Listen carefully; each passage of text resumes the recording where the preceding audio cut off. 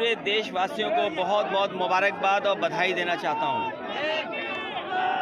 भारत की आज़ादी को लेकर के न जाने कितने लोग शहीद हुए, लोगों ने अपनी जान तक निछावर कर दी।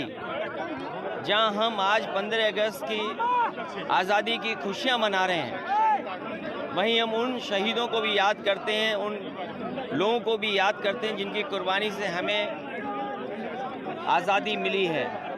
जहां राष्ट्रपिता महात्मा गांधी, जिन्होंने सत्य अहिंसा का नारा देकर के आम लोगों को आज़ादी के आंदोलन से जोड़ने का काम किया, और एक ऐसा समय आया कि अंग्रेज़ों को भारत छोड़ करके जाना पड़ा। जहां हम आज़ादी की खुशियां मना रहे हैं, जहां हम 15 अगस्त को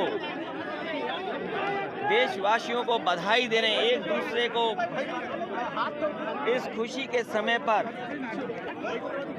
हम आज़ादी के संकल्पों को भी याद दिला रहे हैं। जो सपने लेकर के इस देश को आगे बढ़ाने के लिए काम किए गए, उन सपनों को कैसे पूरा किया जाए। और आज जब हम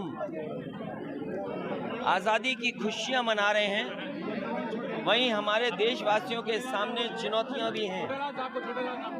और आज चिंता का विषय ये भी है कि महंगाई चरम सीमा पर है। चिंता का विषय इस बात का भी है कि चरम सीमा पर बेरोजगारी है। और दुनिया के तमाम आंकड़ों में अगर हम देखें, स्वास्थ्य के क्षेत्र में, प्रेस की आज़ादी के क्षेत्र में, बच्चों के स्वास्थ्य को लेकर के, उसमें भी हमारे देश को कई जगह बहुत पीछे दिखाई दिया है। जहां हमारे सामने चुनौतियां हैं, वहीं चिंता का विषय है कि हमारा देश दूसरे देशों के मुकाबले कैसे आगे बढ़े। जिन देशों के पास आज जनता को देने के लिए अच्छी सड़कें हैं, अच्छा स्वास्थ्य है, अच्छी शिक्षा है,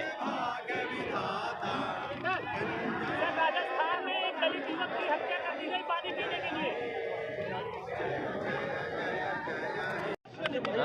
ये समय इस बात का नहीं है, लेकिन ये समय इस बात को भी याद दिलाता है कि जो संकल्प लाल किले से लिए जाएं और सीधा सीधा जनता को संबोधन करके लिए जाएं संकल्प, और अगर पूरे नहीं हुए तो प्रश्न लगता है। इसीलिए मैंने कहा कि देश के सामने चुनौतियां भी हैं और चिंता करने का समय भी है।